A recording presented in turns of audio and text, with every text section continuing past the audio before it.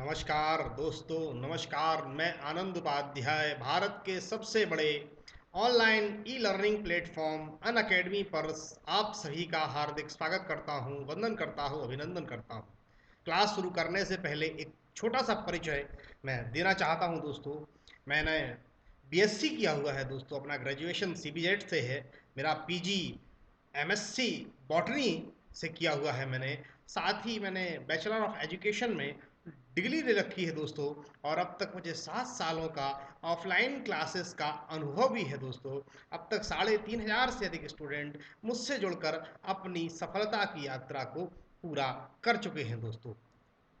Let's crack MPPSC and Vyapam with India's largest learning platform के तहत Unacademy आपको daily live classes, live test, quiz और अन्य चीज़ें प्रोवाइड कराती है। साथ ही अनअकैडमी ने दोस्तों आपको भारत की टॉप मोस्ट एजुकेटर्स जो हैं, भारत की टॉप मोस्ट फैकल्टी को एक प्लेटफॉर्म पर लाकर खड़ा कर दिया है दोस्तों, जिससे आप अपने घर बैठे, है ना, भारत की सबसे बड़ी फैकल्टी से पढ़ने का अवसर प्राप्त कर सकते हैं। तो आइए आज ही अनअकैडमी को लाइक करें, शेयर करें, सब्सक्राइब करें दोस्तों। और अगर मैं आपसे बात करूं अनअकैडमी से कैसे जुड़ा जा सकता है, तो अनअकैडमी की क्लासेस लेना, अनअकैडमी से जुड़ना बड़ा ही सरल है दोस्तों। आप अपने स्मार्टफोन में एक अनअकैडमी लर्निंग ऐप डाउनलोड करिए, इंस्टॉल करिए और आप अनअकैडमी की क्लासेस लेना शुरू करिए दोस्तों। और यदि आपको अनअकैडमी की क्लासेस पसंद आती हैं दोस्तों, तो अनअकैडमी का सब्सक्रिप्शन लीजिए दोस्तों और क्लासेस जारी रखकर अपनी तैयारी को आगे बढ़ाइए दोस्तों। अनअकैडमी का सब्सक्रिप्शन बहुत ही सस्ता है दोस्तों। अनअकैडमी आपको बड़े कम दामों में घर बैठे ऑनलाइन क्लासेस उपलब्ध कराता है दोस्तों, है ना। अगर आप अनअकैडमी के सब्सक्रिप्शन कॉस्ट को अदर कोचिंग इंस्टीट्यूट से आप कंपेयर करेंगे दोस्तों, तो पाएंगे कि बहुत कम शुल्क में भारत की टॉप मोस्ट फैकल्टीज से पढ़ने का अवसर यहाँ दिया जा रहा है दोस्तों। यकीन मानकर चलिए, अनअकैडमी न केवल आपका पैसा बचाता है, वरन आपकी भाग दौड़ को भी अनअकैडमी कम कर देता है। और वर्तमान में जो कोरोना का पीक पॉइंट चल रहा है, इस महामारी के समय में ऑफलाइन क्लासेस के क्राउड में बैठना मेरे हिसाब से तो खतरे से खाली नहीं होगा। इसलिए मैं आपसे निवेदन करता हूं कि अनअकैडमी का सब्सक्रिप्शन लें। 1 साल का सब्सक्रिप्शन केवल 7,000 रुपये का है दोस्तों, और 2 साल का सब्सक्रिप्शन केवल 8,400 का है। यकीन मानकर चलिए, इस छोटी सी राशि में आप एक विषय का के लिए कई फैकल्टी से पढ़ने का अवसर प्राप्त कर सकते हैं। यही एक बेसिक डिफरेंस है दोस्तों। जो आप ऑफलाइन क्लासेस में पढ़ते हैं और अनअकैडमी में पढ़ते हैं, वहाँ एक टीचर कई विषय पढ़ाता है, यहाँ एक विषय को कई टीचर पढ़ाते हैं। ये मेजर डिफरेंस है दोस्तों। और यकीन मानकर चलिए, इतना बड़ा गोल्डन चांस अनअकैडमी ने आपको दिया है। आप घर बैठे ही भारत की टॉप मोस्ट एजुकेटर से आप पढ़ सकते हैं, सीख सकते हैं और अपनी सफलता को अर्जित कर सकते हैं दोस्तों। यदि इस राशि में भी आपको डिस्काउंट चाहिए है दोस्तों, तो एक रेफरल कोड जो स्क्रीन पर शो हो रहा है दोस्तों, AUP10 केवल आप अगर लिख देंगे दोस्तों, तो आपको 10% का डिस्काउंट भी मिल जाएगा। और 10% डिस्काउंट के बाद आपको 1 साल का सब्सक्रिप्शन केवल 6,300 रुपये में, अगर इसको डिवाइडेड बाई 12 करेंगे तो केवल 525 रुपीज़ पर मंथ, इतने कम कॉस्ट में आपको 1 साल का सब्सक्रिप्शन। और यदि आप 2 साल का सब्सक्रिप्शन लेते हैं दोस्तों, तो यकीन मानकर चलिए, ये 7,560 रुपये की छोटी सी राशि आप देंगे, मतलब प्रति माह 315 रुपये, 315 रुपीज़ पर मंथ।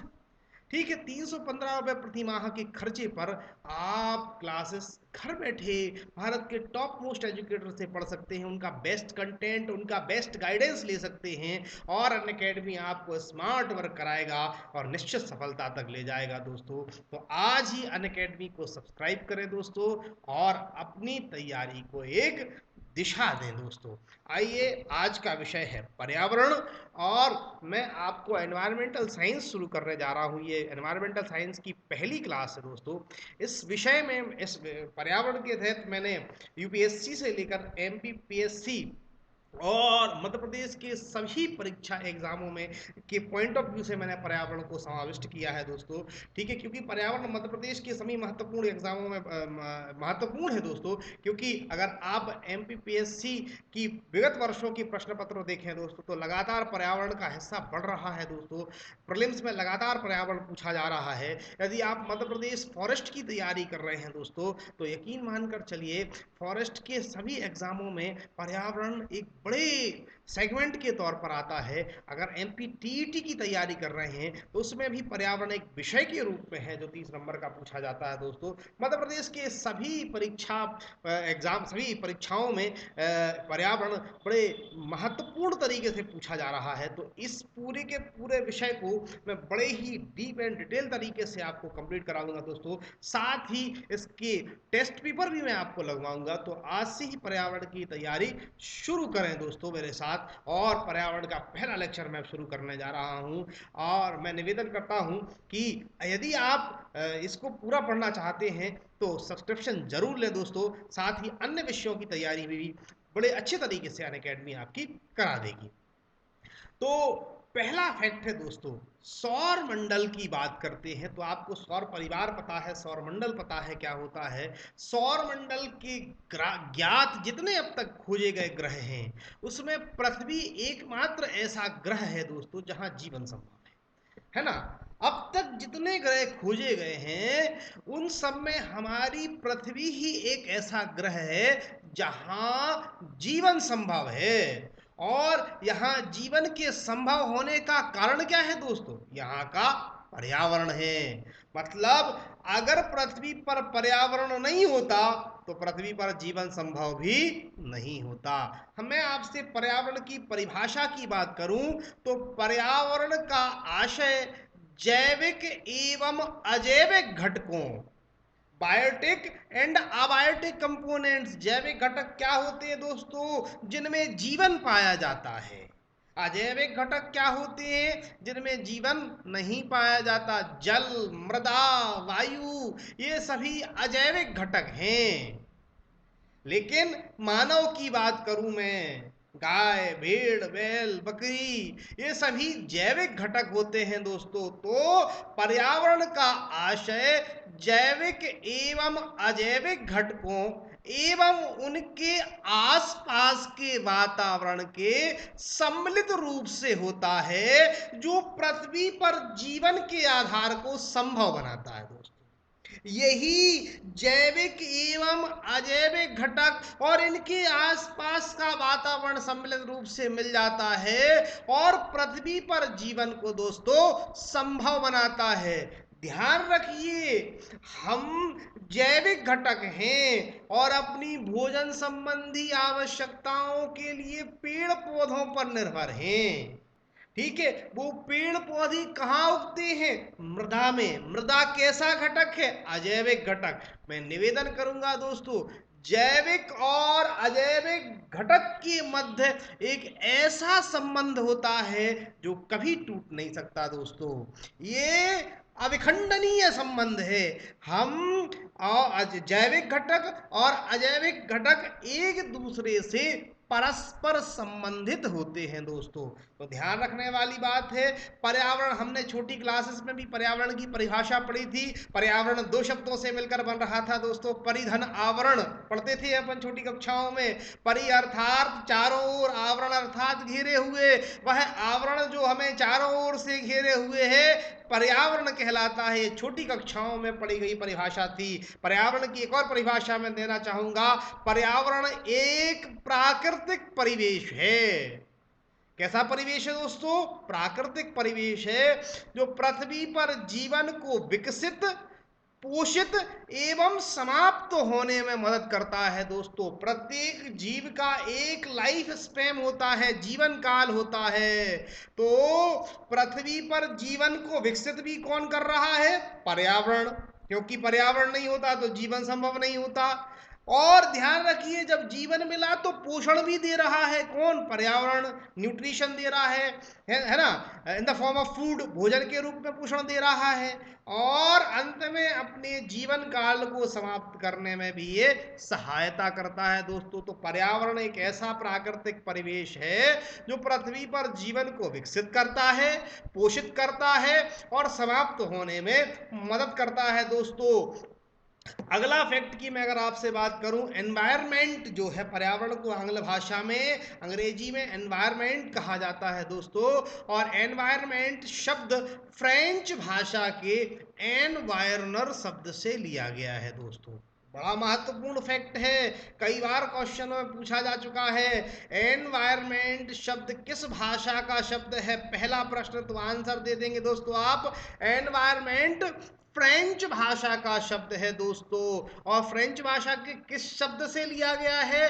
एनवायरनर शब्द से लिया गया है, जिसका अर्थ होता है दोस्तों घिरा हुआ या घेरना। हमें चारों ओर से जो इस आवरण से घिरे हुए हैं वही तो पर्यावरण है दोस्तों। एनवायरनर शब्द का एक अर्थ और निकलता है दोस्तों, जिसका ये चारों तरफ का आवरण जो है पर्यावरण, चारों तरफ का आवरण, इसके साथ इसका एक अर्थ और निकलता है पड़ोस। क्या अर्थ निकलता है दोस्तों? पड़ोस, मतलब हमारे चारों ओर, ठीक है, जो आवरण है वो पर्यावरण है। और ये महत्वपूर्ण फैक्ट आपको याद ही हो गया कि एनवायरमेंट किस भाषा का शब्द है? एनवायरमेंट फ्रेंच भाषा का शब्द है दोस्तों। और फ्रेंच भाषा के शब्द एनवायरनर से इसकी उत्पत्ति हुई है, जिसका अर्थ होता है घिरा हुआ या घेरना।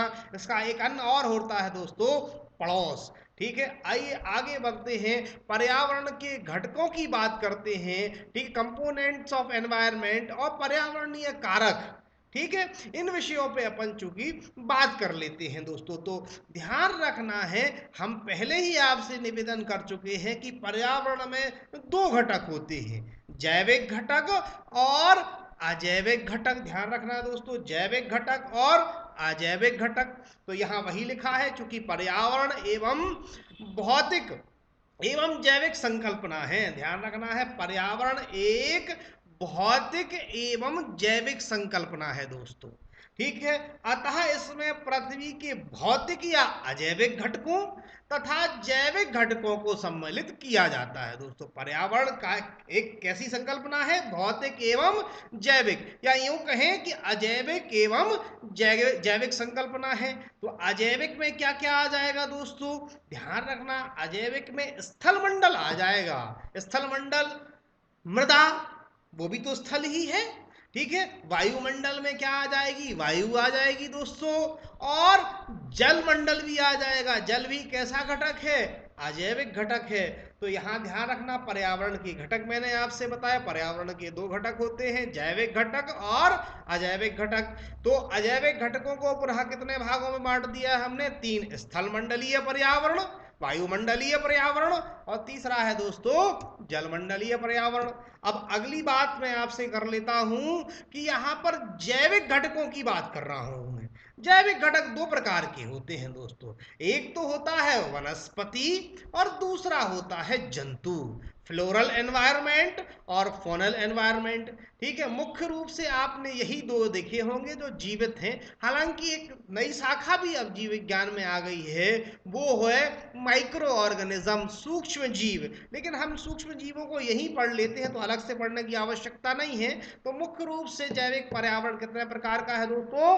मुख्य रूप से जैविक पर्यावरण दो प्रकार का है। पहला है दोस्तों फ्लोरल एनवायरनमेंट, वनस्पति पर्यावरण, और दूसरा है दोस्तों जंतु पर्यावरण।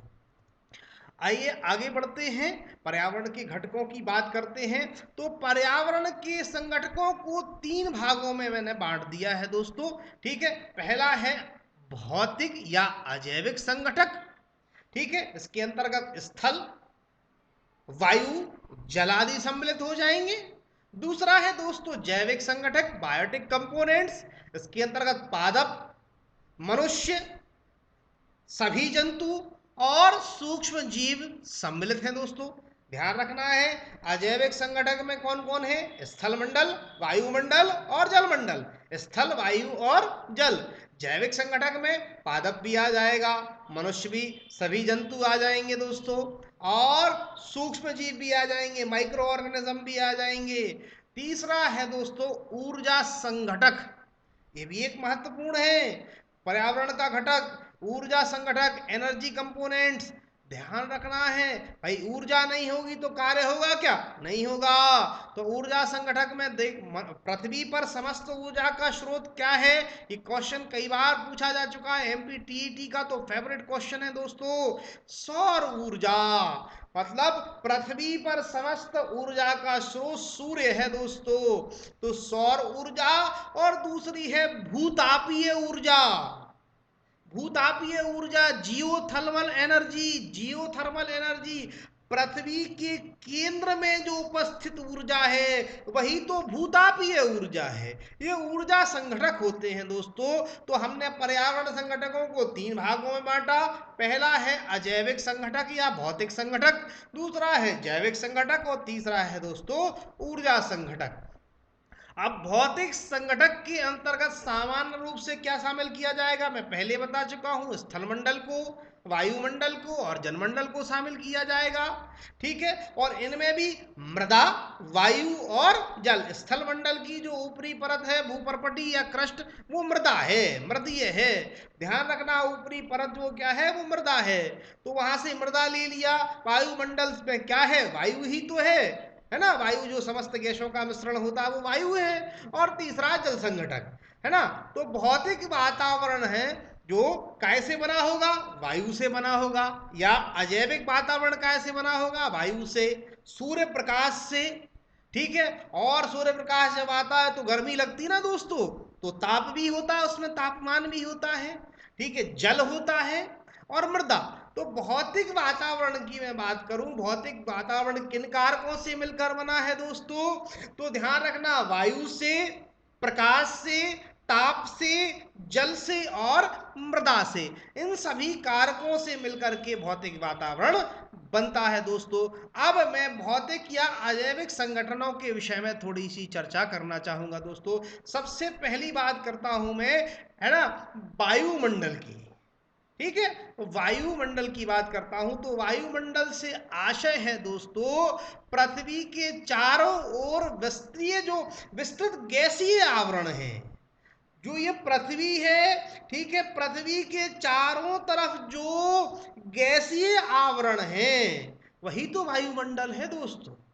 ठीक है, पृथ्वी के चारों ओर जो गैसियस आवरण है वही तो वायुमंडल है। ध्यान रखना, वायुमंडल में गैस मिलती हैं, जलवाष्प मिलती हैं, वाटर वेपर भी रहता है दोस्तों, है ना। जो पृथ्वी पर बड़ी जल राशियां हैं, गर्मी से जब इनमें एवेपोरेशन होता है, वाष्पोत्सर्जन होता है, तो वाष्प बनती है, और वो वाष्प, जल वाष्प कहाँ जाती है?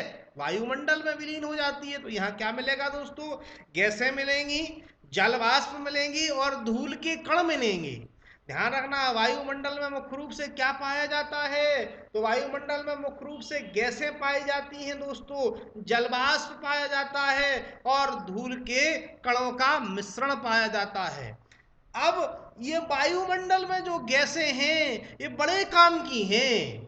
वायुमंडल में जो गैसें हैं बड़े काम की हैं। कैसे? पौधों में एक प्रक्रिया होती है भोजन निर्माण की, जिसे प्रकाश संश्लेषण कहा जाता है, फोटोसिंथेसिस कहा जाता है। और प्रकाश संश्लेषण तब तक नहीं होगा जब तक कार्बन डाइऑक्साइड नहीं होगा। तो वायुमंडल में एक कार्बन डाइऑक्साइड जो है उसे पौधे अवशोषित कर लेते हैं। ठीक है, पौधों ने अवशोषित किया, प्रकाश संश्लेषण की अभिक्रिया की और अपना भोजन स्वयं बना लिया। यह प्रकाश संश्लेषण कब हुआ दोस्तों? जब वायुमंडल से गैसेस एब्जॉर्ब की गई, अवशोषित की गई कार्बन डाइऑक्साइड। ठीक है, और ध्यान रखिए, जब कार्बन डाइऑक्साइड का स्तर बढ़ जाता है दोस्तों, तो ध्यान रखना है सूर्य से आने वाला जो विकिरण होता है वो परावर्तित नहीं हो पाता है। ठीक है, जब कार्बन डाइऑक्साइड की वायुमंडल में मात्रा बढ़ जाती है तो सूर्य से आने वाला विकिरण परावर्तित नहीं हो पाता है। इससे पृथ्वी का जो तापमान है वो बढ़ जाता है। यही तो है ग्रीन हाउस प्रभाव, हरित ग्रह प्रभाव। तो ध्यान रखिए, ये गैसें हरित ग्रह प्रभाव या ग्रीन हाउस इफेक्ट के लिए भी रिस्पॉन्सिबल होती हैं दोस्तों। साथ ही यदि ऑक्सीजन नहीं होगी तो क्या हम जीवित होंगे? संभव ही नहीं है। यदि 3 मिनट के लिए इस पृथ्वी से सारी ऑक्सीजन को खींच लिया जाए तो मनुष्य नाम की प्रजाति तो अवशेष हो जाएगी, क्योंकि हम अधिकतम 3 मिनट बिना सांस लिए रह सकते हैं, इसके बाद हमारा राम नाम सत्य हो जाएगा दोस्तों। ठीक है, तो ये गैसें जीवों और वनस्पतियों को जीवित रखने के लिए जिम्मेवार होती हैं, महत्वपूर्ण होती हैं दोस्तों। वायुमंडल की संरचना के भाग क्षोभ मंडल और समताप मंडल की बात मैं करूं, ध्यान रखिए वायुमंडल को भी भागों में बांटा गया है। तो वायुमंडल का जो पहली परत है दोस्तों वो क्षोभ मंडल या ट्रोपोस्फियर है। दूसरी है समताप मंडल। ये समताप मंडल बड़ा महत्वपूर्ण होता है दोस्तों। इसी समताप मंडल में एक महत्वपूर्ण गैस होती है जिसे ओजोन कहा जाता है। ये ओजोन जीवन रक्षक गैस है। पृथ्वी पर सूर्य से आने वाले परावैंगनी विकिरण को आने से यदि कोई रोकता है दोस्तों तो वो कौन होता है? वो ओजोन होती है। और सूर्य से आने वाला जो अल्ट्रा वायलेट रेडिएशन है उसे एब्जॉर्ब कर लेती है और वह प्रकाश, हानिकारक प्रकाश को अवशोषित करके पृथ्वी पर जीवन की रक्षा करती है दोस्तों। तो ध्यान रखिए, वायुमंडल में ये जो गैसें हैं इनका बड़ा महत्व है। क्या महत्व है? मैंने बताया कि भाई ये पौधों को प्रकाश संश्लेषण करने में हेल्प करती हैं, कार्बन डाइऑक्साइड जैसी गैसें, ऑक्सीजन जैसी गैसें पृथ्वी पर जीवन को रेगुलेट करती हैं, और ये हरित ग्रह प्रभाव या ग्रीन हाउस इफेक्ट जैसे प्रभावों के लिए भी जिम्मेवार होती हैं दोस्तों। और अगर मैं आपसे बात करूं, जैसे क्षोभ मंडल है तो क्षोभ मंडल मौसम संबंधी घटनाओं के लिए जाना जाता है दोस्तों। यहां भी गैसें होती हैं। आइए आगे चलते हैं। अगली बात करता हूं मैं वायुमंडल के बाद जलमंडल की। तो जल के बिना जीवन संभव है क्या? असंभव। जल ही तो जीवन है। ठीक है, बार बार हमने दीवालों पर ये पेंटिंग देखी, जल ही तो जीवन है, इसका संरक्षण करें। ठीक है, क्योंकि वास्तविकता है पृथ्वी पर जल कभी खत्म ना होने वाला संसाधन है, कभी खत्म नहीं होगा। ठीक है, नवीकरणीय ऊर्जा से होता है, परंतु शुद्ध जल की मात्रा बहुत कम है, इसलिए इसे बचाने को कहा जाता है, इसका संरक्षण करने के लिए कहा जाता है दोस्तों। पृथ्वी पर जल की कुल मात्रा समान रहती है। क्यों रहती है? क्योंकि पृथ्वी पर एक जल चक्र चलता है। ठीक है, जल चक्र कैसे? भाई पृथ्वी पर जो जल है, ठीक है, बाष्पोत्सर्जन हुआ, सूर्य से आने वाला जब प्रकाश, तो जो समुद्र है उनकी सतह गर्म हुई, जल वाष्पित हुआ, ऊपर गया, संघनन हुआ, बादल बने, और बादल बनने के बाद एक विशेष प्रक्रिया के द्वारा क्या हुए? बरसे। तो वो पानी जो ऊपर गया था फिर नीचे आ गया। ठीक है, ये साइक्लिक ऑर्डर चलता रहता है, चक्रीय क्रम चलता रहता है, जिससे पृथ्वी पर जल की मात्रा सदैव समान बनी रहती है। केवल और केवल इसका रूपांतरण होता रहता है। जैसे ध्रुवों पर जो बर्फ जमी थी वो अब पिघल रही है, पहले वो बर्फ के रूप में था, अब जल के रूप में है। तो समुद्रों का जल स्तर बढ़ रहा है। जो तटीय क्षेत्र हैं, जैसे भारत की कोस्टल रीजन है, वो तटीय क्षेत्र जलमग्न हो रहे हैं विश्व भर की। ठीक है, जो विश्व के सभी ऐसे देश जो समुद्र के अंतर्गत बसे हुए हैं, तटीय क्षेत्र हैं, उनको बड़ी समस्याएं हो रही हैं इससे। तो वो रूपांतरण हो रहा है, जो बर्फ के रूप में था जल, अब वो द्रव के रूप में हो गया। ठीक है, जो द्रव के रूप में है गर्मी से वाष्पित होगा, वाष्प के रूप में बन जाएगा। तो उसके रूप में तो परिवर्तन हो सकता है, लेकिन मात्रा सदैव क्या होगी? समान। और ध्यान रखना, पृथ्वी पर जल की कुल मात्रा समान रहती है, और जब यह एक से दूसरे रूप में परिवर्तित होता है तो यह रूप परिवर्तन की प्रक्रिया दोस्तों जल चक्र कहलाती है। क्या कहलाती है? वाटर साइकिल कहलाती है। ध्यान रखना, जलीय तंत्र में ऑक्सीजन, कार्बन डाइऑक्साइड तथा अन्य गैसें जल में आंशिक रूप से घुली रहती हैं दोस्तों। ध्यान रखना, जो जलीय तंत्र होता है इसमें गैसें घुली रहती हैं, कार्बन डाइऑक्साइड भी रहता है तो ऑक्सीजन भी रहता है। यही कारण है कि जल में जो जीव जीवित रहते हैं वो भी श्वसन करते हैं, वो भी ऑक्सीजन लेते हैं। जो पादप होते हैं उन्हें प्रकाश संश्लेषण के लिए कार्बन डाइऑक्साइड चाहिए होगी ना, तो वो कहाँ मिल जाएगी उनको? जल में ही। क्यों? क्योंकि यहाँ पर गैसें जल में आंशिक रूप से घुली होती हैं दोस्तों। और जल के अंदर ऑक्सीजन की पूर्ति का नियंत्रण कैसे होता है? आपके मन में प्रश्न आएगा कि भाई जल में ऑक्सीजन कैसे पहुंच जाएगी?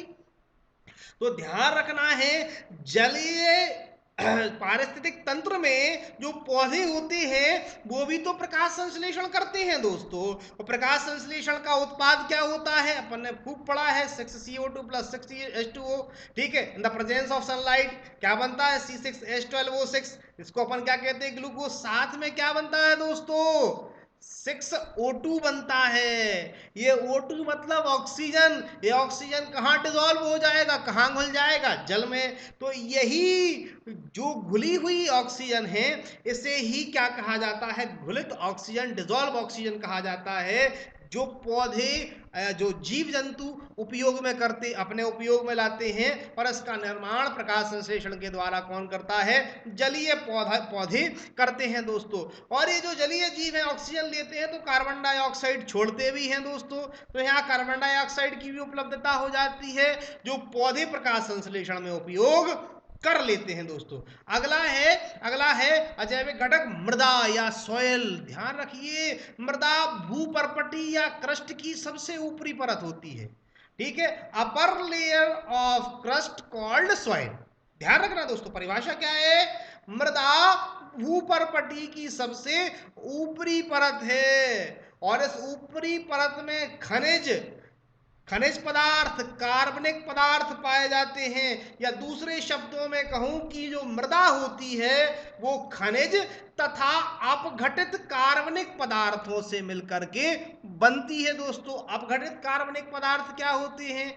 जैसे पेड़ पौधों की पत्तियां हैं, वो टूटकर जमीन पर गिरी, सूक्ष्म जीव जो है, माइक्रो ऑर्गेनिज्म है, वो इसे अपघटित करेंगे और धीरे धीरे वो काय में परिवर्तित हो जाएगी? मृदा में। तो मृदा, ध्यान रखिए, मृदा क्या है? भूपर्पटी की सबसे ऊपरी परत को मृदा कहा जाता है।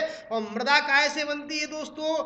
खनिजों से तथा अपघटित कार्बनिक पदार्थों से बनी हुई होती है। ध्यान रखना, मृदा का निर्माण एक अन्य प्रक्रिया द्वारा भी होता है। जो बड़ी बड़ी चट्टानें हैं, बड़ी बड़ी चट्टानों का समय होते होते वेदरिंग होने लगती है, क्षरण होने लगता है, बड़ी बड़ी चट्टानों का क्षरण होता है दोस्तों। और ये क्षरण ही मृदा का निर्माण करा देता है दोस्तों। ठीक है, कई बार जब बहुत तेज हवाएं आकर चट्टानों से टकराती हैं तब वो चट्टानें झरने लगती हैं, और वो जो झरना होता है उससे ही क्या होता है दोस्तों? उससे ही मृदा का निर्माण होता है दोस्तों। ध्यान रखने वाली बात है, ये क्षरने जो क्षरण है दोस्तों, वेदरिंग है, वो मृदा के निर्माण के लिए रिस्पॉन्सिबल होती है, महत्वपूर्ण घटना है दोस्तों। ठीक है, तो ध्यान रखना, मृदा का एक निर्माण वेदरिंग के द्वारा भी होता है। ठीक है, आइए आगे बढ़ते हैं। मृदा का निर्माण सेलों का अपने स्थान पर अपक्षय से या स्थानांतरित तलछटों का जल या वायु अपर्दन से होता है दोस्तों। ध्यान रखने वाली बात है ना। एक स्थान से दूसरे स्थान तक मृदा का अपवाह हो सकता है दोस्तों, तो वहां पर भी आपको कोई परेशानी वाली बात नहीं है। ठीक है ना। वायु अपर्दन भी हो रहा है, सॉइल एरोजन के लिए क्या होता है, उसके द्वारा भी मृदा का निर्माण हो रहा है। ठीक है, स्थानांतरित तलछटों का जो जल है वहां पर भी निर्माण हो रहा है दोस्तों, कोई टेंशन वाली बात नहीं है। मृदा के निर्माण की अपन ने दो प्रकार से देख लिया। एक तो क्या होता है, खनिजों तथा अपघटित कार्बनिक पदार्थों से। दूसरा कैसे होगा? चट्टानों के विघटन से या चट्टानों के क्षरण से मृदा का निर्माण हो जाता है। अब ध्यान रखिए, मृदा में ही पौधों, फसलों, घास स्थलों तथा वनों की वृद्धि होती है। मिट्टी नहीं होगी तो स्वाभाविक सी बात है। ठीक है, पौधे होंगे क्या? संभव ही नहीं है। ठीक है, तो मृदा में पौधों, फसलों, घास स्थलों तथा वनों की वृद्धि होती है दोस्तों, जिन पर मानव का भोजन, याद रखिए, मानव अपने भोजन के लिए, मानव कैसा घटक है? ये है एक हेटेरोट्रॉपिक कंपोनेंट होता है मानव, जो परजीवी होता है, परपोषित होता है, अपना भोजन स्वयं नहीं बनाता, अपने भोजन के लिए दूसरे जीवों पर निर्भर करता है दोस्तों। ध्यान रखिए, दूसरे जीवों पर। ठीक है, हम अपने भोजन के लिए क्या करते? मनुष्य एक सर्वाहारी जीव है, तो वह अपना पोषण दूसरों से प्राप्त करेगा। ठीक है, तो ये ध्यान रखिए, जैसे हम रोटी खाते हैं तो वो गेहूं से आती है, जो ब्रेड होता है वो गेहूं से बनाया जाता है। तो गेहूं कहाँ से प्राप्त होता है? फसलों से प्राप्त होगा ना। तो ध्यान रखिए, मृदा में पौधों, फसलों तथा घास स्थलों एवं वनों की वृद्धि होती है, जिन पर मानव अपनी आवश्यकताओं के लिए निर्भर होता है। आवश्यकताएं कैसी? जैसे भोजन, ठीक है, रोटी, कपड़ा और मकान, एक पिक्चर थी। ठीक है, तो वो सब चीजें कहाँ कौन दे रहा है हमें? हमारे मकान में लकड़ी लगती है, वो कौन देता है? कहाँ से मिलती है? पेड़ों से मिलती है। ठीक है, तो ये सारी चीजें जिनके लिए हम काय पर आश्रित होते हैं दोस्तों, ठीक है, पौधों पर, फसलों पर, है ना, और वनों पर आश्रित होते हैं, और इन्हें आश्रय कौन देता है? मृदा। तो मृदा भी एक महत्वपूर्ण अजैविक घटक हो जाएगा दोस्तों, है ना। आइए आगे बढ़ते हैं, अब बायोटिक कंपोनेंट्स की बात करता हूं मैं आपसे, जैविक संगठकों की बात करता हूं। तो पर्यावरण के जैविक संगठकों का निर्माण 3 उपतंत्रों द्वारा होता है दोस्तों। 3 उपतंत्र कौन कौन से होते हैं? पहला है दोस्तों पादप, प्लांट्स। दूसरे हैं जीव जंतु, है ना, लिविंग ऑर्गेनिज्म। और तीसरे होते हैं सूक्ष्म जीव, माइक्रो ऑर्गेनिज्म। ध्यान रखिए दोस्तों, ये 3 चीजें हैं जो जैविक संगठकों में आती हैं। कौन कौन से? पहला है दोस्तों पादप, दूसरा है जंतु, और तीसरे हैं दोस्तों सूक्ष्म जीव। ये तीनों ही मिलकर के जैविक संगठकों का निर्माण करते हैं। आइए एक चित्र दिया हुआ है, इसे समझने की कोशिश करते हैं दोस्तों। यहाँ एक हरा पौधा आपको दिखाई दे रहा है। ये हरा पौधा क्या है? ये प्रोड्यूसर है, ये उत्पादक है, जो क्या करता है? भोजन का निर्माण करता है। अब सामने आपको एक हर्बीवोरस जंतु दिख रहा है, घोड़ा शुद्ध शाकाहारी होता है। वो अपना भोजन, घोड़ा किससे प्राप्त करेगा? इस पेड़ से प्राप्त करेगा। ठीक है, अब क्या होते हैं इसमें कुछ व्यवस्था क्या होगी? कभी घोड़ा को कौन मिल जाए, बाघ या शेर, तो ये भूखा हो तो ये किसको खा लेगा? घोड़े को खा लेगा, क्योंकि ये कार्निवोरस होता है, मांसाहारी होता है। तो इसने अपनी आवश्यकताओं की पूर्ति कर ली दोस्तों।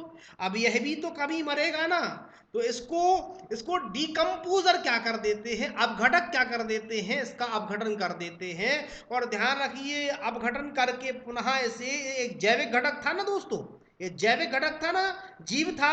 ठीक है, इसको डिकम्पोजर या अपघटक क्या करेंगे? अजैविक घटक में बदल देंगे, मृदा में मिला देंगे, और वही मृदा पुनः क्या करेगी, है ना, वह मृदा पुनः संगठन करेगी, और इसी पोषक तत्वों को किसको दे देगी? उत्पादकों को दे देगी। यही साइकिल चलती रहती है दोस्तों सदैव, है ना।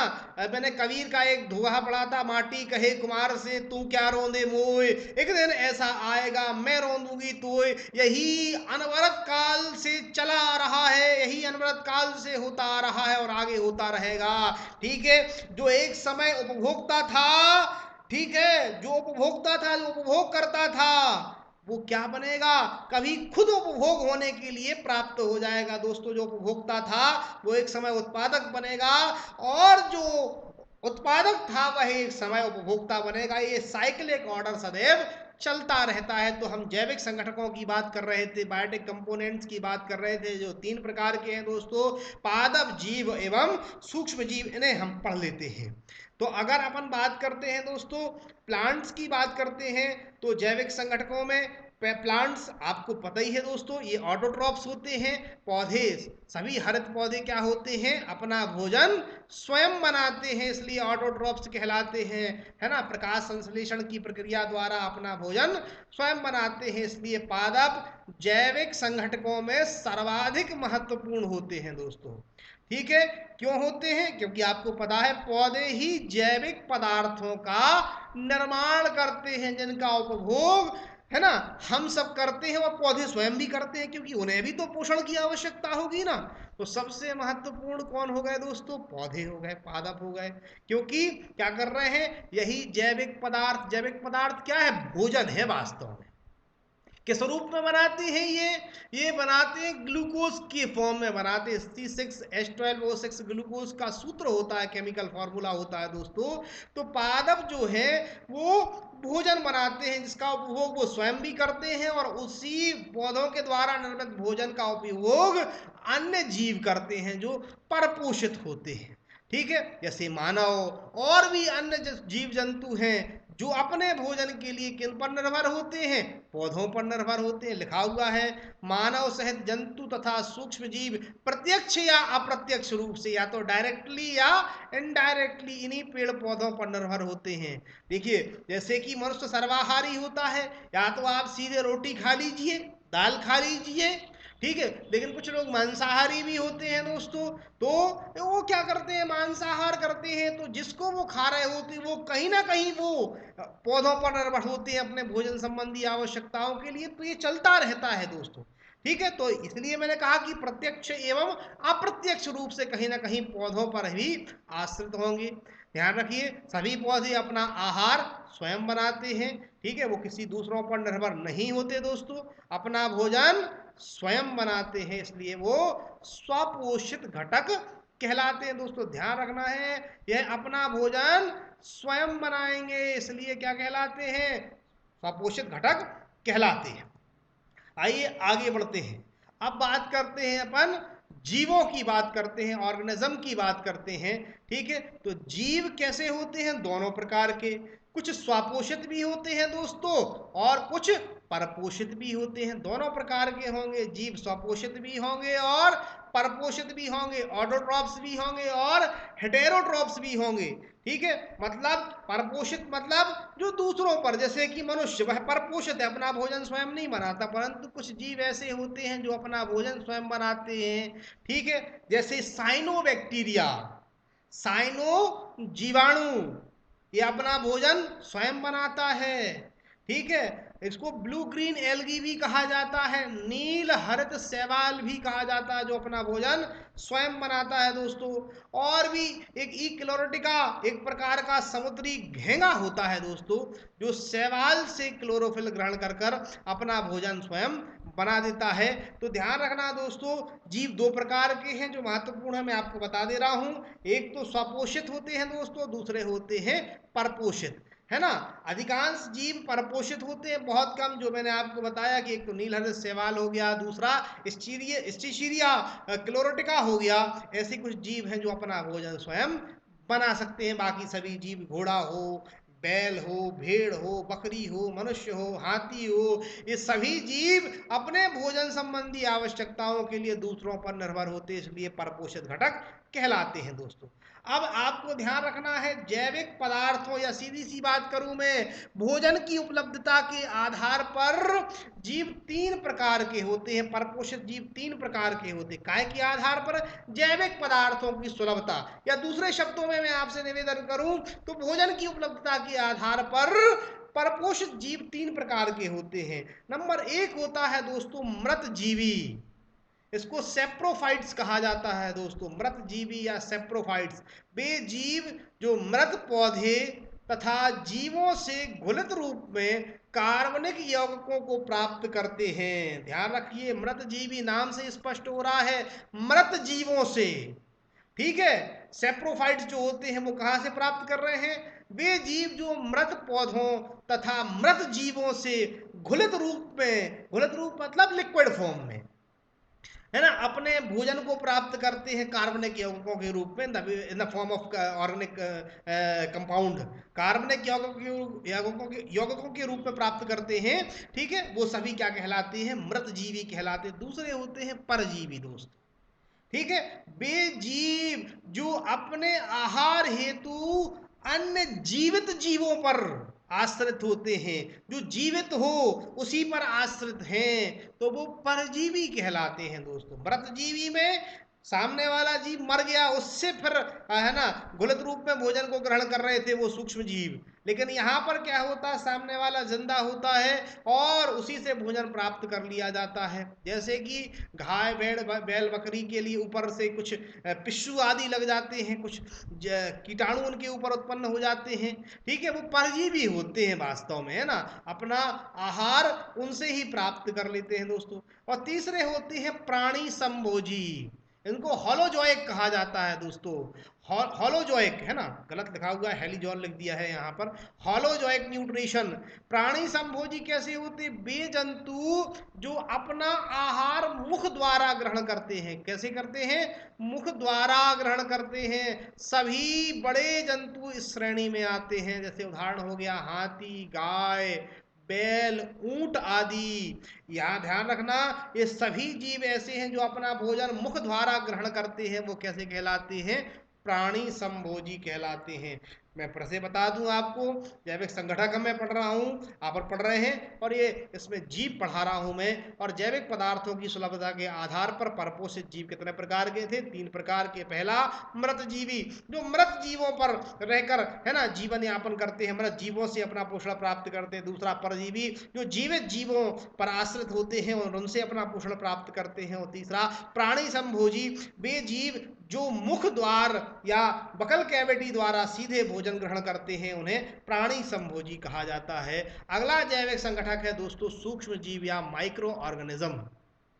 ध्यान रखना, सूक्ष्म जीवों का एक अन्य नाम डिकम्पोजर भी है, वियोजक भी है दोस्तों, क्योंकि ये वियोजन करते हैं, अपघटन करने का काम करते हैं। ये मृत पौधों, जंतुओं के जैविक पदार्थों को सड़ा गलाकर वियोजित कर देते हैं। सूक्ष्म जीव क्या करते हैं, ठीक है, मृत पौधे हों या मृत जंतुओं हों, इन सब को क्या करते हैं, उनका जो जैविक पदार्थ होता है, उनका जो बायोटिक कंपोनेंट होता है, उसको क्या कर देते हैं, डिकम्पोज कर देते हैं, तोड़ देते हैं। और सूक्ष्म जीवों के अंतर्गत क्या आता है दोस्तों, सूक्ष्म जीवाणु और खास तौर पे कवक आदि आते हैं, जो क्या काम करते हैं, अपघटन का काम करते हैं और ये मृत पौधों एवं जंतुओं को टुकड़ों में तोड़ देते हैं। और पुनः ध्यान रखिए, अभी ये जैविक घटक थे और उन्हें अजैविक घटक में बदल देते हैं। ये महत्वपूर्ण होते हैं दोस्तों।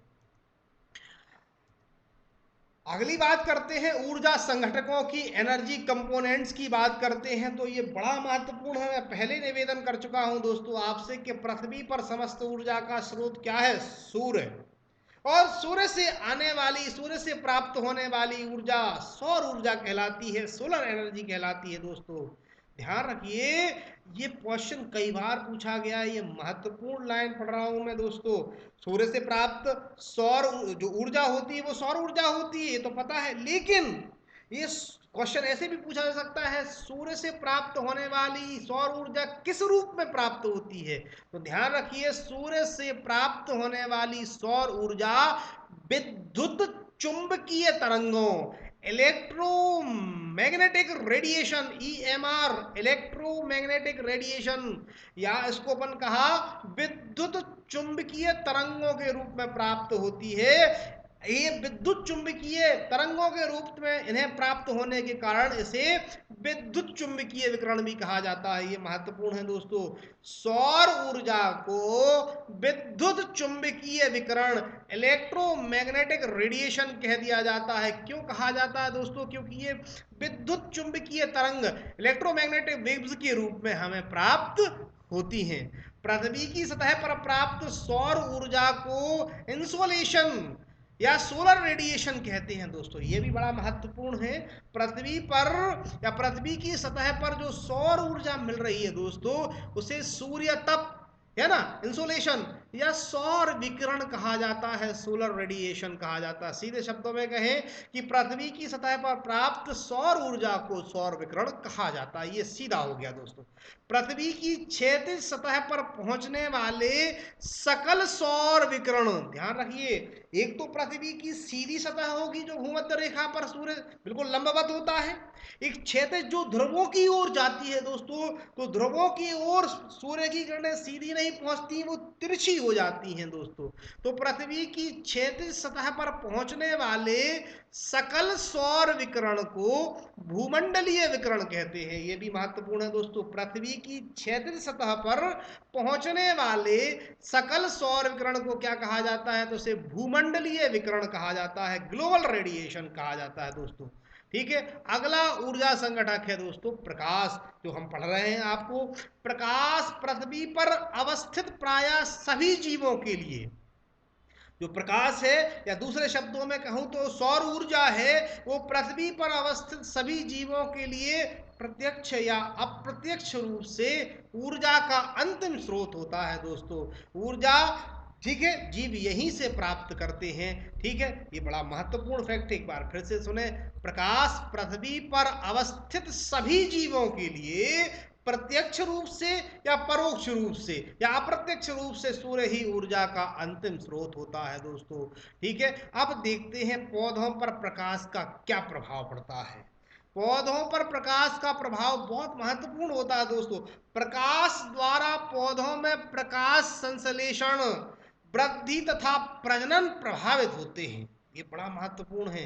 यदि प्रकाश नहीं होगा तो क्या प्रकाश संश्लेषण होगा? नहीं होगा, क्योंकि जब हम प्रकाश संश्लेषण की अभिक्रिया पढ़ते हैं तो वहां ये कहा जाता है कि हरे पौधे या क्लोरोफिल युक्त हरे पौधे जल एवं कार्बन डाइऑक्साइड, ठीक है, जल एवं कार्बन डाइऑक्साइड तथा सूर्य प्रकाश की उपस्थिति में, तथा सूर्य प्रकाश की उपस्थिति में, in the presence of sunlight, तो प्रकाश तो आ ही गया ना।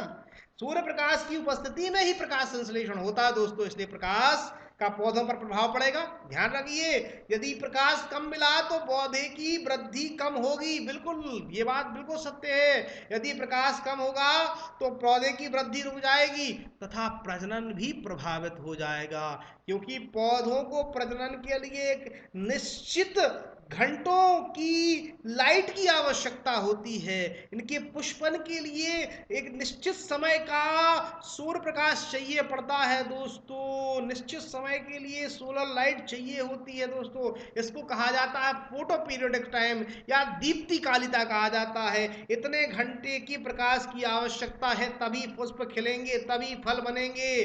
तो ये इसलिए महत्वपूर्ण हो गया दोस्तों। प्रकाश द्वारा पौधे में प्रकाश संश्लेषण, वृद्धि तथा प्रजनन प्रभावित होंगे। अच्छा प्रकाश होगा तो अच्छी वृद्धि होगी, ठीक है, अच्छा प्रजनन होगा। यदि ये कम हो गया तो इसका विपरीत प्रभाव पड़ेगा दोस्तों। अगला देखते हैं, तापमान भी प्रभावित करता है। बिल्कुल करता है दोस्तों। ठीक है, तापमान क्या होता है सबसे पहले तो ये जान लेते हैं। तापमान किसी पदार्थ के गर्म या ठंडे होने का परिमाण है। ठीक है, गर्म या ठंडे होने का परिमाण ही तो तापमान है, कहते हैं टेम्परेचर। ठीक है, किसी को बुखार आ जाता है तो आप देखते हैं इसका टेम्परेचर हाई हो गया, ठीक है, तो वो उस समय एक्चुअली गर्म हो गया ना। ठीक है, जल अपन फ्रिज से बॉटल निकालते हैं तो वो कैसी होती? ठंडी। उसका तापमान का परिमाण कैसा है? कम है। ठीक है, तापमान किसी पदार्थ के गर्म या ठंडे होने का परिमाण होता है। धरातलीय गुण भी तापमान के वितरण को प्रभावित करते हैं दोस्तों। हाँ, धरातलीय गुण या धरातल भी तापमान के वितरण को प्रभावित करता है। कैसे?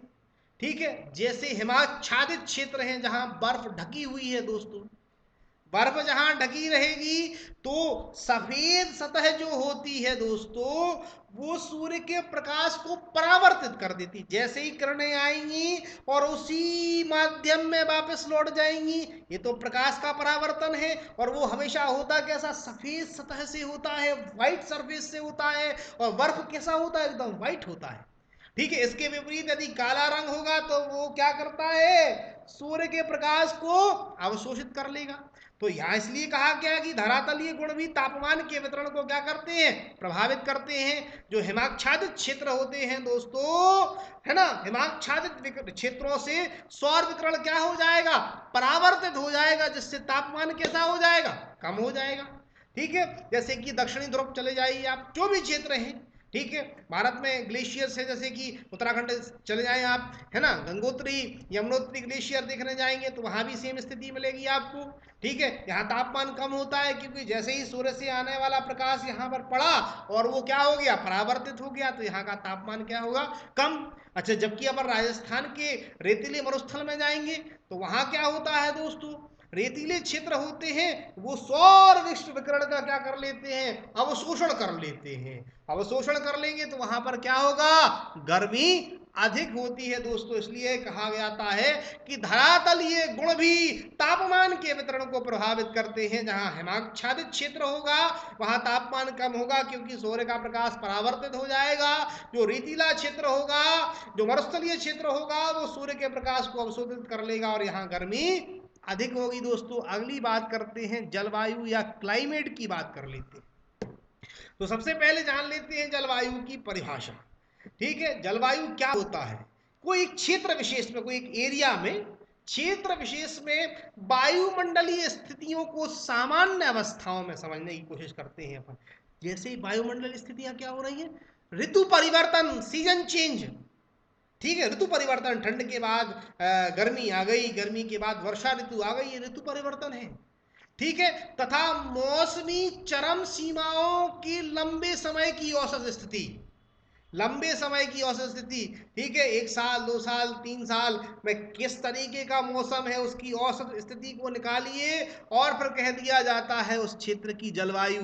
अगर कहीं वर्ष भर गर्मी पड़ती है तो कहते हैं यहाँ की गर्म जलवायु है, कहीं बहुत अधिक ठंड पड़ती है तो कहते हैं यहाँ की शीत जलवायु है, कई स्थान पर गर्मी और ठंड दोनों पड़ते होंगे तो कह देते यहाँ शीतोष्ण जलवायु है। तो क्यों कहा, क्योंकि वहां पर एक लंबे समय तक वहां की मौसम चरम सीमाओं की औसत स्थिति को निकाल दिया कि भाई यहाँ इतनी गर्मी पड़ती है, इतनी ठंड पड़ती है, यहाँ गर्मी अधिक पड़ती है, ठंड कम पड़ती है।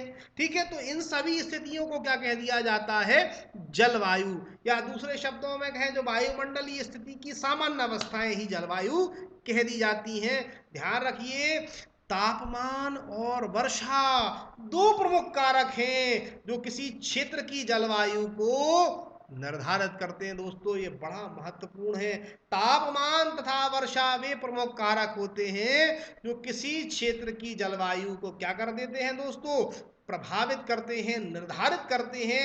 जहां का तापमान अधिक होगा वहां की जलवायु अलग होगी, जहां का तापमान कम होगा वहां की जलवायु अलग होगी, जहां वर्षा अधिक होती होगी वहां की जलवायु अलग होगी, जहां वर्षा कम होगी वहां की जलवायु अलग होगी। अब दोस्तों मैं आपसे जैव मंडल की बात करता हूं। व्हाट इज बायोस्फीयर, जैव मंडल क्या होता है। जैव मंडल के अंतर्गत समस्त जीव, जीव मतलब जैविक संगठक, तथा अजैविक संगठकों को शामिल किया जाता है दोस्तों। ठीक है, दो क्षेत्र, दो घटक, जैविक संगठक और अजैविक संगठकों का मेल ही तो जैव मंडल है दोस्तों। मैं सीधे शब्दों में कहूं तो जैविक संगठक तथा अजैविक संगठकों को सम्मिलित रूप से जैव मंडल कहा जाता है। जैव मंडल कहा जाने वाला भाग स्थल तथा जल एवं वायुमंडल का मिलन स्थल होता है। ये बड़ा महत्वपूर्ण प्रश्न है, फिर से सुन लें। जैव मंडल कहा जाने वाला भाग जहां तीनों मिलेंगे दोस्तों, स्थल भी मिलेगा, जल भी मिलेगा और वायुमंडल भी मिलेगा, तीनों मंडलों के मिलन स्थल को जैव मंडल कहा जाता है। और इस जैव मंडल के अंतर्गत छोटे छोटे या और बड़े आकार के पारिस्थितिक तंत्र काम करते हैं दोस्तों। यहाँ सभी पारिस्थितिक तंत्र एक स्थान पर मिल जाते हैं। जैव मंडल पृथ्वी का वह भाग होता है जहां जीवन पाया जाता है दोस्तों। जहां जीवन पाए, जैसे हम और आप जहां निवासरत हैं वो जैव मंडल है क्योंकि यहाँ जीवन पाया जा रहा है दोस्तों। जैव मंडल के 3 उपविभाजन भी हैं दोस्तों। तो वो 3 उपविभाजन क्या है, वायुमंडल, वायु में भी जीवन पाया जाता है दोस्तों, स्थल पर भी जीवन पाया जाता है और जल में भी जीवन पाया जाता है। ठीक है, और ये क्वेश्चन भी पूछा जा सकता है कि जैव मंडल के लिए आवश्यक ऊर्जा की आपूर्ति कौन करता है, जैव मंडल के लिए आवश्यक ऊर्जा कौन उपलब्ध कराता है। तो जैव मंडल, जीव मंडल, जैव मंडल में जीवन के लिए आवश्यक ऊर्जा सूर्य से प्राप्त होती है, सूर्य से प्राप्त होती है दोस्तों। ये बड़ा महत्वपूर्ण है। जैविक समुदाय की बात करते हैं, अगला टॉपिक है बायोटिक कम्युनिटी। जैविक समुदाय क्या होता है दोस्तों, जब एक ही क्षेत्र में विभिन्न प्रजातियों की जनसंख्या एक ही क्षेत्र में विभिन्न प्रजातियां, मतलब जैसे चित्र में देख रहे हैं आप, यहाँ हिरण है दोस्तों, यहाँ शेर है, यहाँ तितलियां हैं। ठीक है, तो ये क्या है, अलग अलग। अगर अपन ने बात की जैविक समुदाय में क्या है, जब एक ही क्षेत्र में विभिन्न प्रजातियों की जनसंख्या रहती है तथा एक दूसरे से परस्पर क्रिया करती है, तब वो जैविक समुदाय होता है दोस्तों। एक ही क्षेत्र में विभिन्न प्रजातियों की जनसंख्या, ठीक है, विभिन्न प्रजातियों की जनसंख्या रहेगी और वह एक दूसरे में आपस में क्रिया करेंगे, तब वहां क्या होता है, जैविक समुदाय होता है दोस्तों। अगला है संक्रमिका। संक्रमिका, इकोटोन। इकोटोन क्या होता है दोस्तों, ये बड़ा महत्वपूर्ण है, ये कई बार मुख्य परीक्षा में भी पूछा जा चुका क्वेश्चन है। आप संक्रमिका की बात करता हूँ, इकोटोन की बात करता हूँ, दो या दो से अधिक विविध समुदायों के मध्य का संक्रमण क्षेत्र संक्रमिका या इकोटोन कहलाता है। इसको अपने शब्दों में समझाता हूं मैं।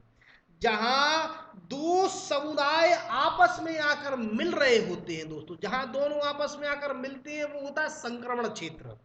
ठीक है, वो क्या कहलाता है, ट्रांजिशनल जोन, संक्रमण क्षेत्र।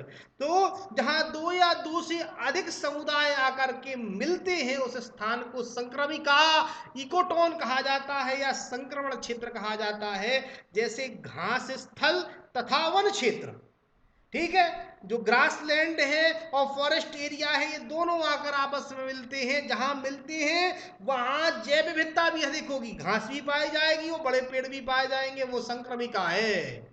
ठीक है, तो इसलिए जो संक्रमिका होता है, संक्रमण क्षेत्र होता है या इकोटोन होता है दोस्तों, वहां दोनों क्षेत्रों की विशेषताएं पाई जाती हैं दोस्तों। यहाँ घास स्थल की भी विशेषताएं पाई जाएंगी और वन क्षेत्र की भी विशेषताएं पाई जाएंगी। चित्र में स्पष्ट दिखाई दे रहा है दोस्तों। एक तरफ लैंड इकोसिस्टम दिखाई दे रहा है आपको। लैंड इकोसिस्टम मतलब स्थल मंडल का पारिस्थितिक तंत्र, ये पहला इकोसिस्टम है, पहला पारिस्थितिक तंत्र है जो स्थलीय है।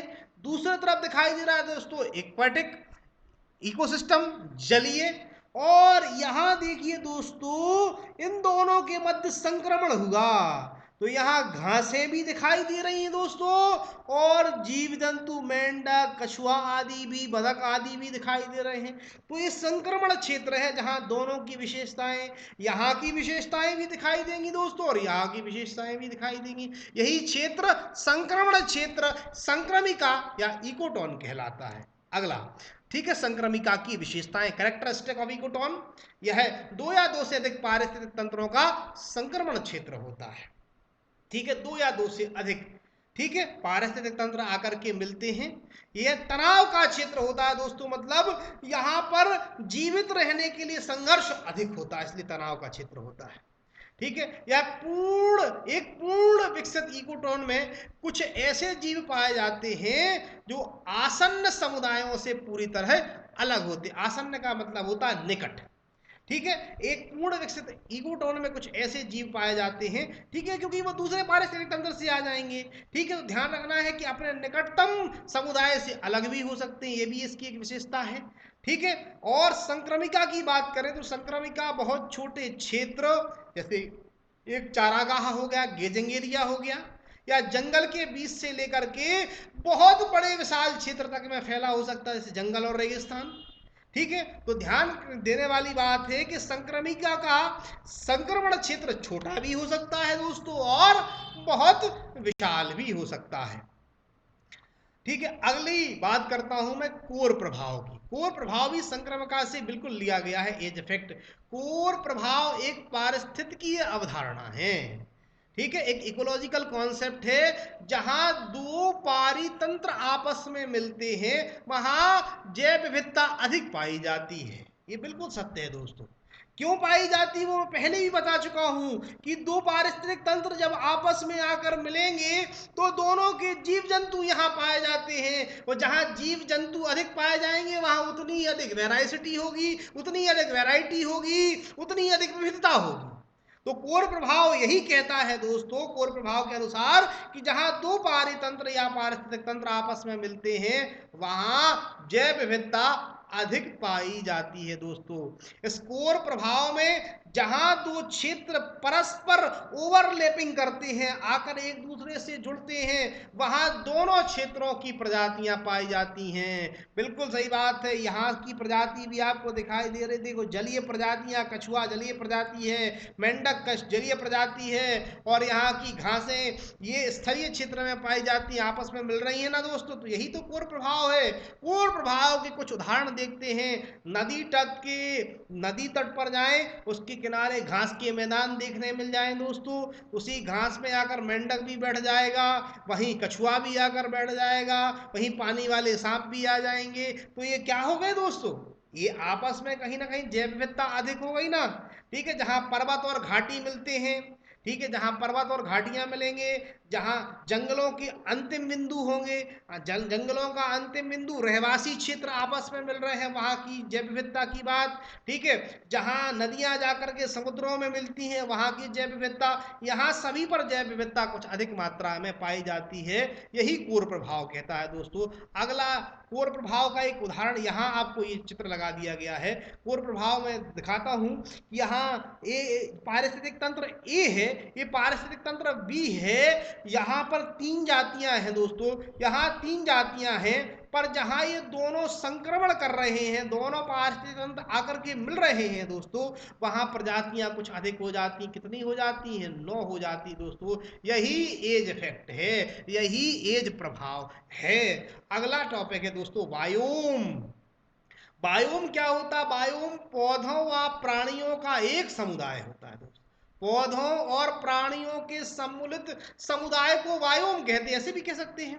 बायोम पौधों व प्राणियों का एक समुदाय है जो एक बड़े भौगोलिक क्षेत्र में पाया जाता है। फिर से सुने, बायोम पौधों व प्राणियों का एक समुदाय है जो एक बड़े भौगोलिक क्षेत्रों में पाया जाता है, अथवा पृथ्वी पर पेड़ पौधों तथा जीव जंतुओं सहित सभी प्रमुख पारिस्थितिक तंत्र बायोम कहलाते हैं। ध्यान रखना दोस्तों, पृथ्वी पर पेड़ पौधे तथा जो जीव जंतु होते हैं, ये सब मिलकर जो पारिस्थितिक तंत्र बनाते हैं, वो सभी पारिस्थितिक तंत्र ही बायोम होते हैं।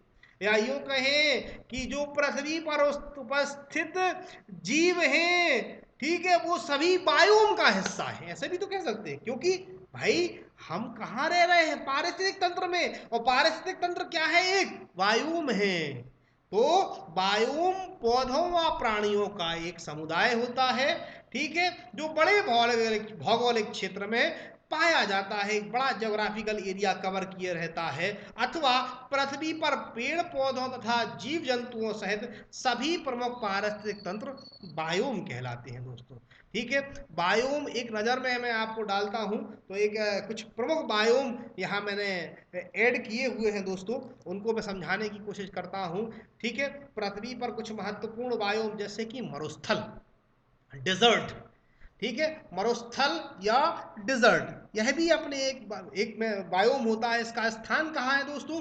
मध्य अक्षांश पर मरुस्थल पाए जाते हैं, मध्य अक्षांश पर मरुस्थल पाए जाएंगे। यहाँ की जलवायु, मरुस्थल है तो ऑब्वियस सी बात है गर्म होगी, दिन गर्म होंगे, परंतु रातें कैसी होंगी?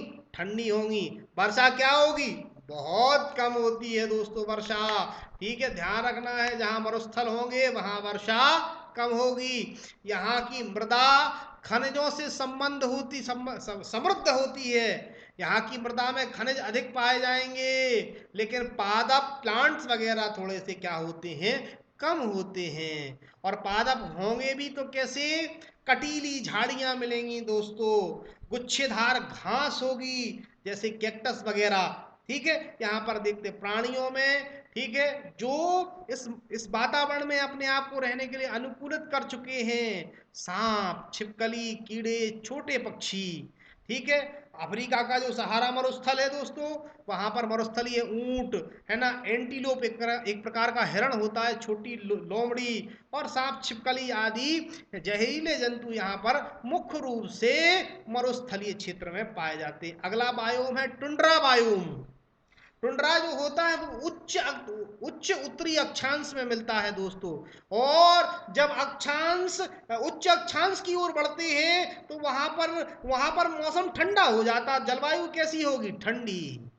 कठोर लंबी शीत ऋतु होगी, छोटी एवं ठंडी ग्रीष्म ऋतु होगी, मतलब यहाँ पर गर्मी बहुत कम पड़ेगी। यहाँ की मृदा की बात करें तो यहाँ की मृदा में पोषण स्तर कम पाया जाता है। यहाँ पादपों की बात करें तो घास, जंगली फूल और छोटे मोटे शाक यहाँ पर पाए जाते हैं। यहाँ के प्राणियों की बात मैं करूं तो यहाँ प्राणियों में ध्रुवीय भालू महत्वपूर्ण है, ध्रुवीय पोलर बियर, उल्लू, हॉक, रोडेंट्स वगैरह यहाँ पर मुख्य रूप से प्राणी मिल जाते हैं। अगला बायोम है दोस्तों ग्रासलैंड या घास स्थल। ये भी मध्य अक्षांश में पाया जाता है, और मध्य अक्षांश में पाया जाएगा तो जलवायु कैसी होगी, शीत ऋतु में ठंडी होगी, ठीक है, शीत ऋतु में ठंडा, ग्रीष्म ऋतु में गर्म होगा, और औसत वर्षा होगी 25 से 75 सेंटीमीटर वर्षा यहाँ पर मिलेगी।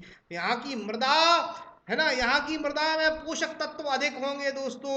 और पादपों की बात करूं तो ज्यादातर घास यहाँ पर मिलती है, और पेड़ वहां मिलेंगे जहां पर जल स्रोत होगा, नदियां होंगी दोस्तों, घाटियां होंगी, झरने होंगे, वहां पर उन जल स्रोतों के निकट पादप मिल जाते हैं। प्राणियों की बात करें तो यहाँ पर अमेरिकी घास के मैदान में प्रेरी कुत्ते, लोमड़ी, छोटे स्तनधारी सांप, कीड़े और कई प्रकार के पक्षी। अफ्रीका के घास के मैदान में हाथी, शेर, जेब्रा, जिराफ आदि भी पाए जाते हैं। कौन सा बायोम पढ़ा हमने, घास स्थल। अगला है दोस्तों पर्णपाती वन, ठीक है, स्थान ये भी मध्य अक्षांश है, तो ऋतु वही होगी दोस्तों, सौम्य ऋतु कहा जाता है। सौम्य ग्रीष्म ऋतु, बहुत ज्यादा गर्मी नहीं पड़ेगी, ठंडी शीत ऋतु, वर्षा यहाँ ज्यादा होगी दोस्तों, 76 से 127 सेंटीमीटर औसत वर्षा यहाँ होती है पर्णपाती वनों में दोस्तों। यहाँ की मृदा में भी पोषक तत्व अधिक पाए जाते हैं। पादप की बात करते हैं तो कठोर लकड़ी वाले पादप यहाँ पर मिलते हैं, और वही प्राणी भेड़िया, हिरण, भालू आदि यहाँ पर आपको देखने के लिए मिल जाएंगे दोस्तों। पर्णपाती वन के बाद अगला है टैगा, ठीक है, टैगा वन, ठीक है, स्थान मध्य से उच्च अक्षांश, ठीक है, जलवायु क्या होगी, अत्यधिक ठंडी शीत ऋतु मिलेगी, और गर्मी भी बहुत ज्यादा नहीं पड़ेगी। गर्मी वाली ऋतु में वर्षा 50 सेंटीमीटर होती है दोस्तों। यहाँ की मृदा अम्लीय खनिज पदार्थ, है ना, अम्लीय मृदा होती है, लेकिन खनिज पदार्थ की कमी होती है ना। पादप कोई सदाबहार वृक्ष होते हैं दोस्तों, और प्राणियों में भालू, भेड़िया आदि यहाँ के प्रमुख प्राणी होते हैं। अगला है बायोम उष्ण कटिबंधीय वर्षावन, ये महत्वपूर्ण है दोस्तों, उष्ण कटिबंधीय वर्षावन। यहाँ की जलवायु पूरे वर्ष गर्मी अधिक होगी, और जब गर्मी अधिक होगी तो वर्षा अधिक होगी दोस्तों, ठीक है, वर्षा अधिक होगी, ठीक है। ये वह क्षेत्र है जहां भूमध्य रेखा वाला क्षेत्र है, यहाँ पर गर्मी भी अधिक पड़ेगी, वर्षा भी अधिक होगी, तो ध्यान रखना दोस्तों यहाँ पर जैव विविधता भी सर्वाधिक होगी।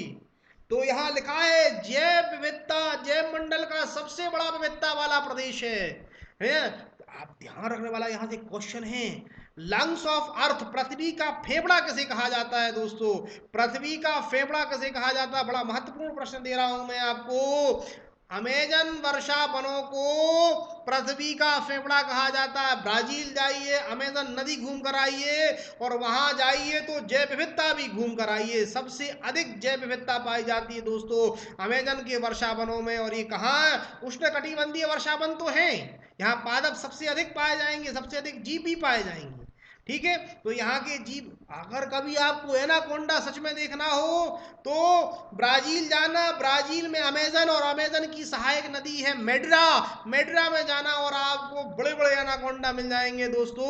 ये वही क्षेत्र है जहां सर्वाधिक जैव विविधता पाई जाती। कौन सा बायोम था, उष्ण कटिबंधीय वर्षावन। और यहाँ पर मैं अपनी बात को समाप्त करता हूं दोस्तों। अंत में आपसे निवेदन करूंगा कि आप अगर बहुत अच्छी तैयारी करना चाहते हैं दोस्तों तो यकीन मानिए जाइए, अनअकैडमी का एक छोटा सा सब्सक्रिप्शन लें और आप भारत के सबसे महत्वपूर्ण, भारत के सबसे अनुभवी शिक्षकों की एक श्रृंखला में प्रवेश कर जाएं और अपनी तैयारी को गतिशील रखें। और इस पर भी अगर आप सब्सक्रिप्शन लेना चाहते हो, उस पर डिस्काउंट लेना चाहते हैं, तो आप एक छोटा सा रेफरल कोड डाल दें AUP10 और इतना लिख देने से आपको 10% का डिस्काउंट मिल जाएगा दोस्तों। एक साल का सब्सक्रिप्शन केवल 6,300 रुपए में और 2 सालों का सब्सक्रिप्शन केवल और केवल 7,560 रुपए में मिल जाएगा। इतने छोटे से सब्सक्रिप्शन है, तो आप 2 सालों तक अनअकैडमी से जुड़े रह सकते हैं और अपनी तैयारी को गतिशील रख सकते हैं और अपनी सफलता को अर्जित कर सकते हैं। इसी बात के साथ मैं अपनी वाणी को विराम देता हूं। धन्यवाद दोस्तों, धन्यवाद।